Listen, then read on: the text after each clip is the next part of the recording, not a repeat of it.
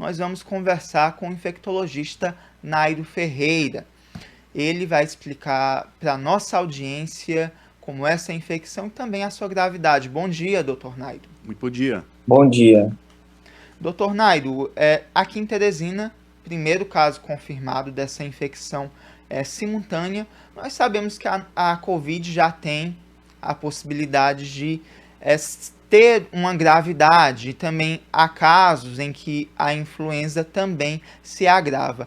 Então, o quadro de flurona, que é essa infecção simultânea, ela também é potencialmente agravada por conta da infecção com esses dois vírus que estão circulando aqui no país? Na verdade, a flurona, nós já esperávamos que fosse acontecer no estado do Piauí, até mesmo porque nós somos uma área endêmica, aliás, o Brasil todo está como área endêmica para H3N2 e H1N1. E a pandemia da Covid-19 ainda está em atividade. Então, a gripe ela é sazonal, esse período mais chuvoso que estamos começando a vivenciar faz com que a proliferação de doenças respiratórias aumentem. No entanto, se você tem um indivíduo que tem alguma comorbidade, não está com o esquema vacinal para a Covid-19 atualizado, não tomou vacina da gripe e tem infecção dupla por coronavírus e por influenza, a probabilidade de complicar o quadro clínico é muito alta, é muito grande. São duas doenças que levam o indivíduo ao hospital, pode levar a quadros de insuficiência respiratória aguda e com permanência em terapia intensiva e talvez com intubação orotraqueal. Na grande maioria dos casos, somente a influenza tende a ser mais, digamos, um quadro mais controlável. É uma doença que passa em até 5 ou 7 dias. Já a Covid-19, não. A Covid-19 nós já sabemos que é uma doença um pouco mais, digamos, de quadro clínico mais arrastado. Existem indivíduos que passam até meses, um mês e meio internado, tentando se recuperar da doença. E aí você imagina, você pega duas doenças do sistema respiratório por dois vírus grave e uma que você pode se recuperar e a outra que você pode não se recuperar, a junção dessas duas é como se fosse uma bomba relógio. Agora, se você tem um sistema imunológico patente, se você está vacinado, tanto contra as formas graves da Covid ou contra a gripe, a probabilidade do quadro clínico ser leve ou moderado é muito grande, isso existe sim. Mas, se for o contrário, a probabilidade de desenvolver doença grave também existe. Doutor Nairo, e aí tem outra preocupação também nesse momento de chuvas, que é a questão da dengue. Ou seja, há a possibilidade ainda de mais uma doença se propagar com muita frequência no estado do Piauí, ou seja, mais um risco para a população. Exatamente, eu nem digo para você mais um risco. Fora a Covid-19, fora a gripe, mais 3 riscos, dengue, zika e chikungunya, porque a forma de transmissibilidade é a mesma. E você imagina, um quadro clínico devastador que é o quadro clínico da dengue, a doença que prostra as pessoas. Se juntar com uma doença hipercatabólica, como a Covid-19, que consome muita energia do organismo, provavelmente essa pessoa vai desenvolver um quadro grave e vai ficar internada. E se for dengue com gripe, dengue com Covid-19, ou as 3, né, tiver a má sorte de ser acometido pelas 3 doenças, é um quadro muito grave, é um quadro muito devastador. Claro, a probabilidade de você ter 2 doenças respiratórias, como Covid-19 e gripe, é mais comum do que ter as 3 em um mesmo indivíduo, em um mesmo momento. Até mesmo porque a sintomatologia das doenças se parecem muito, se assemelham muito.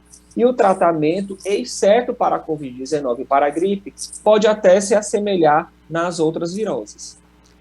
Agora, o Brasil vive um aumento exponencial de casos de H3N2. Eu queria questionar o senhor, Dr. Nairo, sobre a vacina que é aplicada comumente nos postos de saúde. Ela é eficaz também contra essa variante? E, se não for, quais os cuidados que a população deve ter para evitar contrair o vírus da gripe através da H3N2. São os mesmos cuidados que nós já estamos adotando por conta da Covid?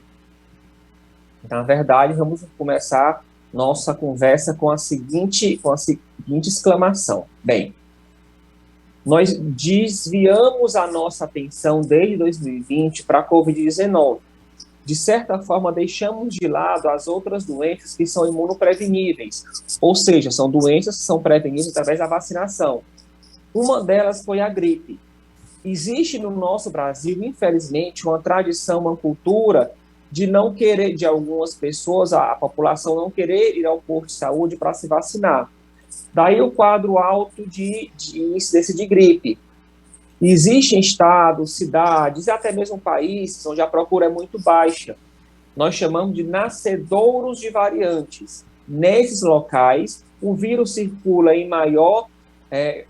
com maior eficácia e o aparecimento de novas variantes é muito comum.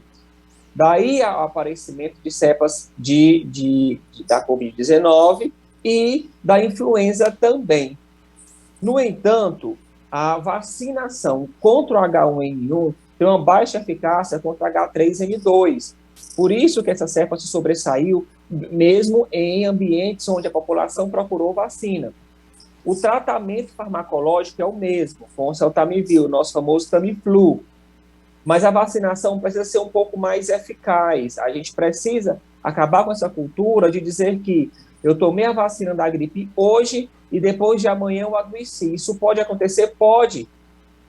Vacina não é antibiótico, vacina é um método preventivo. Você tem que esperar o organismo reagir para produzir anticorpos contra aquele vírus. Isso leva entre 10 a 15 dias. No caso da vacina da gripe, no máximo 10 dias, e a vacina da Covid-19 em até 15 dias após a segunda dose.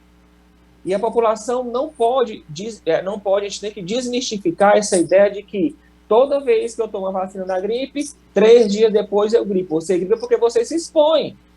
Todo vírus de transmissibilidade respiratória, se não seguirmos as medidas sanitárias ditadas desde o início da pandemia, vai correr o risco de estar se expondo a adoecer.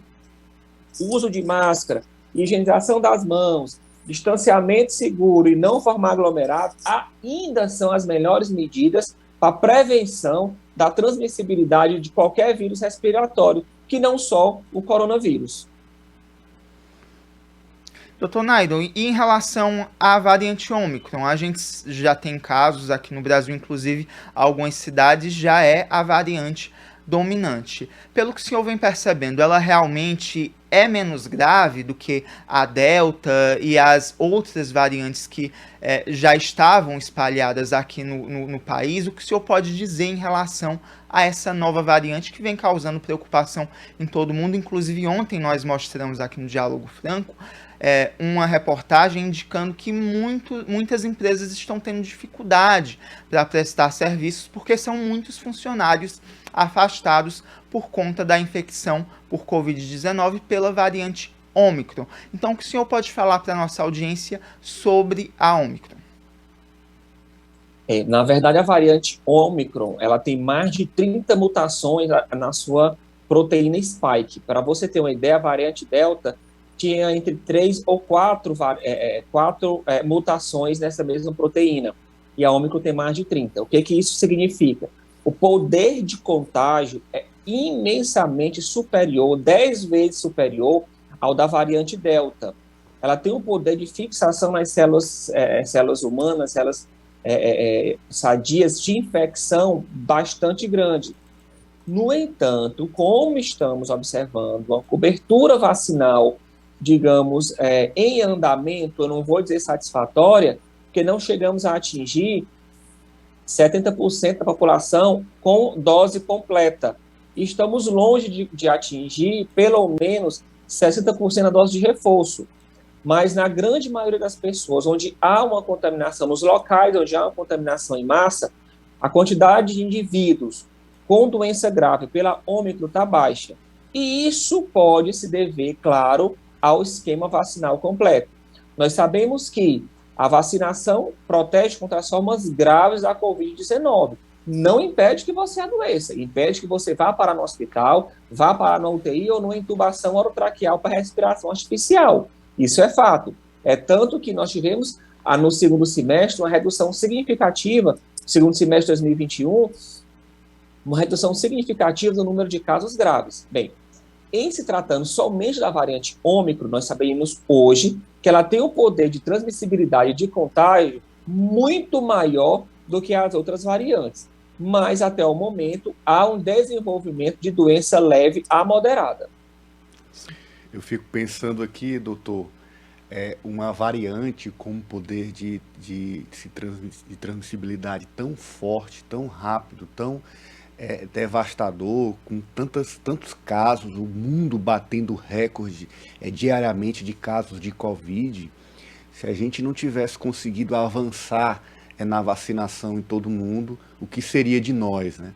Na verdade, um grande louvor à ciência, aos cientistas que desenvolveram de forma muito rápida a vacina, e a população que em sua grande maioria abraçou, especialmente no Brasil, que tem essa tradição de vacinar, mas ainda há as resistências, mas boa parte da população tem vacinado, tomado as 2 doses, para que a gente consiga enfrentar esse momento dessa variante devastadora sem tantas mortes. Eu só consigo vincular isso à vacinação. As vidas que estão sendo salvas é a vacinação. Com certeza. Eu trabalho com terapia intensiva, sou plantonista de UTI e fui desviado para a UTI Covid desde o início da pandemia de 2020. Tivemos, assim, cenários devastadores, assustadores, passei plantões assustadores aqui em Teresina. E hoje em dia, a gente consegue traçar um perfil do paciente que vai parar em terapia intensiva, do paciente que vai para um tubo e, infelizmente, não consegue resistir. É exclusivamente aquele paciente que não foi se vacinar ou aquele paciente que tem esquema vacinal incompleto. Esse é o perfil da população que está indo parar em um hospital por Covid-19 e desenvolvendo doença grave. Graças a Deus, a vacinação, nós estamos, tipo assim, segurando um muro pesado. Se não tivéssemos a vacinação em atividade, em plena atividade, com certeza estaremos num cenário não diferente do que passamos em 2020 e no primeiro semestre de 2021. Isso é uma verdade. Doutor Nairo, agora no país está uma discussão em relação à vacinação pediátrica, que inclusive deve ter início a partir do dia 14 de janeiro aqui no Brasil. O senhor diz que trabalha na UTI Covid já desde o início da pandemia.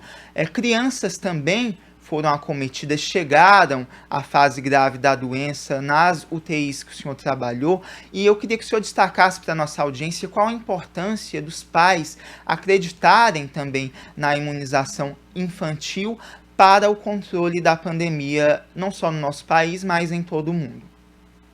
Tá, só uma observação. Eu sou médico de UTI adulto, a parte pediátrica eu não pego.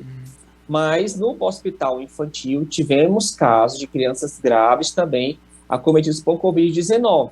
Bem, qualquer medida protelativa quanto à vacinação de crianças de 5 a 11 anos culmina no risco de infecção grave por esse público que está descoberto.